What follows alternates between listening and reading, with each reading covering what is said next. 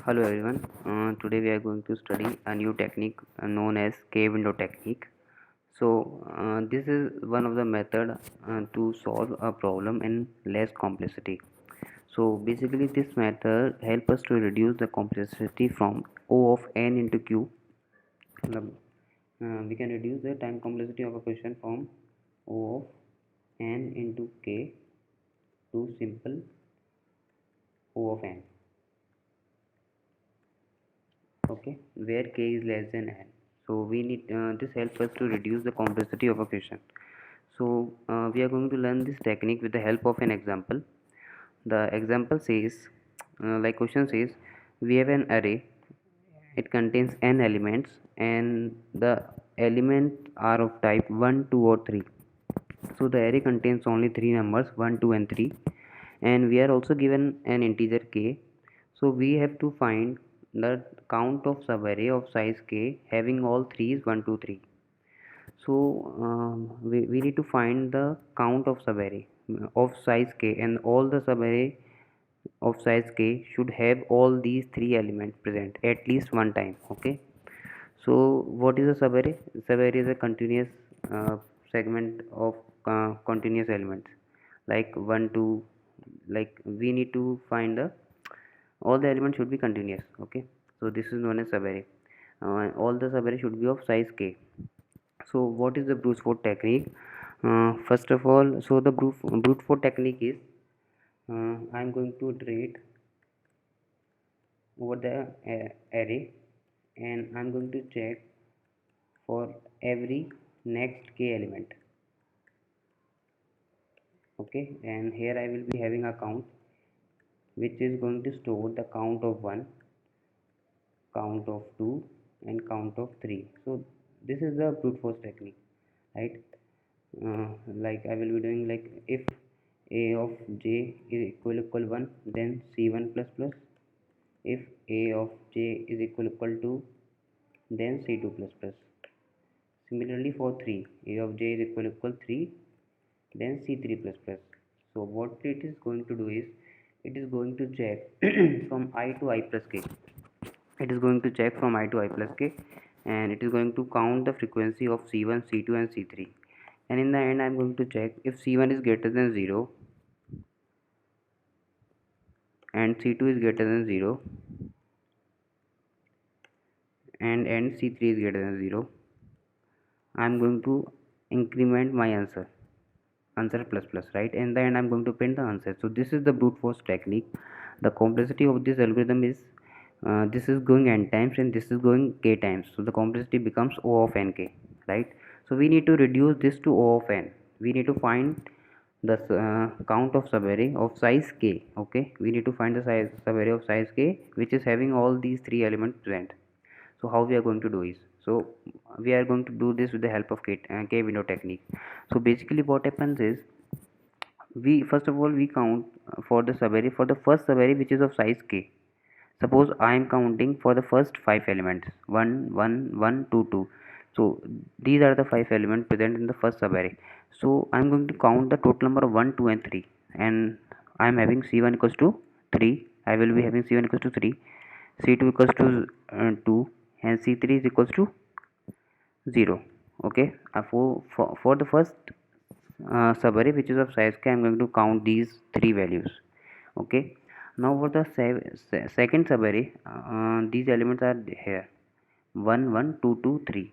So what I see is there is a overlap of k minus 1 element, and what these k minus 1 elements are, these four elements are present in first subarray also and second subarray also. So what I can do is, so how to find the count of all these three value in O1, right? For the in the O1 I need to find. Now see, for the first k I have calculated c1 c2 and c3 by iterating till k element. Okay, so this takes O of k. Now for the second subarray which start from index 1 and ends with index 5, so I need to find all these three values. So how to do this? uh, so okay, so how to do this? Okay, see, this was the first element of the first subarray. So I'm going to check if first element of see, if I'm going, okay fine, I'm going to show this with the help of code. if first element is equal 1 of the first array, I am going to decrease this, because this 1 is counted in the C1, but now it is not present in my present subarray. So I am going to reduce this value. If this value is 1, I am going to reduce C1 by 1. If this value is 2, I am going to reduce C2 by 1, C3 by 1 if this is 3. And this is the new value I am having. So for the new value, I will be incrementing that counter. For example, this is 3, so I will be increasing C3 counter. Now let's take an example. See, for second k window, k size array. Okay, for first size array I am having this. Now first element of first array is C1, so I will be reducing C1 equals to C1 minus 1. It will become 2. Very good. Now the new element, I'm not going to change C2 and C3, because first value is not equals to either 2 or 3. Fine. Now I am going to check the new element. See, I'm going to add the new element. So if uh, see, in which counter I will be increasing, I will be increasing the third counter. So C1 will remain as C1, C2 will remain as C2, and C3 will be increasing by 1. So it becomes what it becomes is, see, it becomes equals to 1 because it was 0. Now what are the final values? C1 will remain C1, C1 equals to 2.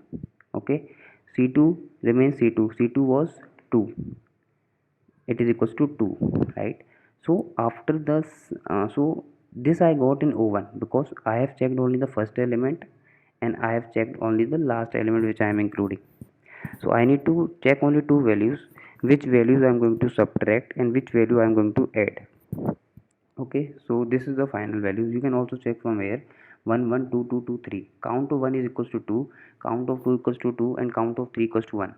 So in this way, after traversing for the first time, I am going to traverse the first k array, first k elements, and then I am going to check the first element of the first array, and then last element of the and new element of the second array, right?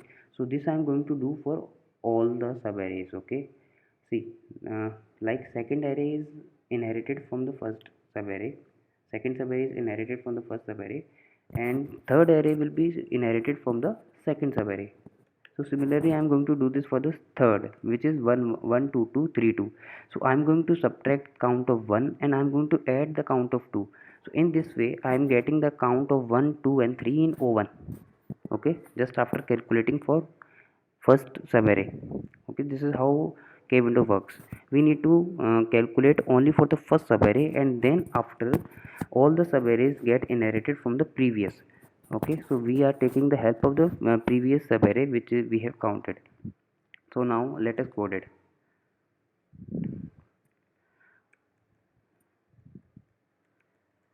Okay, so what we are having is we are having int n and k, right? So we will be inputting first n and k, then we have int of array of n, right? I am going to take input for I equals to 0, I less than n, I plus plus, cin a of I. Cool. So we have an array which is containing only 1 2 and 3. Now we have to find the count of subarray, and now counter is int ans equals to 0. This is our final output. I'm going to print it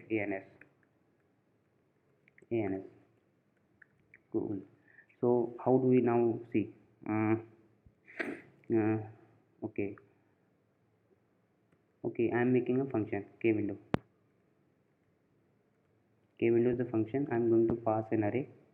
I'm going to pass the size of an array. I'm going to pass k. Okay, this is what I'm getting, and I'm going to put answer equals to k window. I'm going to make a function int k window, which is having an array int a, having the size and having the size k. Okay, so what I have already told you. Now let us first initialize the all three values. C3 equals to 0. Now we are going to calculate for the first subarray. Okay, for I int I and j, int answer. I am going to return answer. Fine. And so here we are going to calculate for the first subarray as normal as we can do. See, this I have treated for k times. Now if a1 is a of I is equal 1, we have c1 plus plus. If a of I is equal 2, we have c2 plus plus. If a of I is equal 3, we have c3 plus plus. Fine. Fine. Now for the first way, we are going to calculate the answer. If c1 is greater than 0 and c2 is greater than 0 and c3 is greater than 0, we are going to increment the answer by 1. So this is the subarray which is uh, having the property such that all three values are greater than 1. Okay, so this the first subarray contains, if this is true, then first array sub contains all these three values 1, 2 and 3. Now see, now what is the last element of the second subarray? It will be equals to the index of k, right? So we went till k minus 1 index, so this is the last element of the second subarray. Fine. Fine. Then I is less than n, I plus plus. So ith element we are going to include. Fine. So if I can give you the example once again, I was having 1 1 1 2 2 3 1 2 3. Oh fine, fine, we're going to take this. So the first, see, this is the, I'm going to add the index also here. 0 1 2 3 4 5 6 7 8. Okay, so I calculated for the first 5 element, which I went to 4. Okay, now I'm going to start from I equals to 5, because this is the new element I'm going to add in the new subarray. Now which element I'm going to reduce? See, if I'm on 5, it means I'm going to reduce the see, every size, every subarray is of size k. So the first element of the previous element will be equals to I minus k. See, if I'm adding this, it means I'm going to reduce this. If I'm adding this, this is the last element of any subarray. Okay, I have to take 5 elements. So 1 2 3 4 5. So 6 minus 5 is 1. So I'm going to reduce this. Fine. Okay, I hope this is clear to you. So fine. So I'm, which element I'm going to increase? Ith element. If a of I is equal 1, then c1 plus plus. If a of I is equal 2, then c2 plus plus. Similarly, if a of I is equal 3, then c3 plus plus. Now I have to reduce the first element of the previous subarray. So it is equal to a of I minus k, right? The first element contains the first element is at the position a of I minus k. I'm going to copy this and I'm going to replace I with I minus k. Fine. And I'm going to reduce it by 1. C1 minus minus, C2 minus minus, and C3 minus minus. Now I have got the value of I've got the three values C1, C2 and C3 for the new subarray. So I'm going to check the condition here itself, copying the same thing. So this is the, so this is what we are having. C1 is greater than C. So in the end we have written answer. So this is what was the, how we solved using the k-window technique.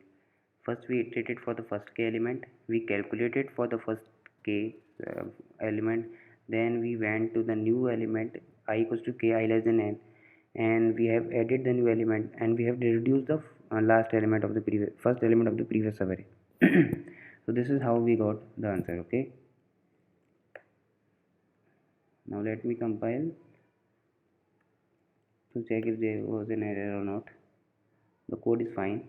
So this is the k window technique. In the next window, in the next video, I'm going to show, I'm going to I'm going to make you solve a problem asked in placement.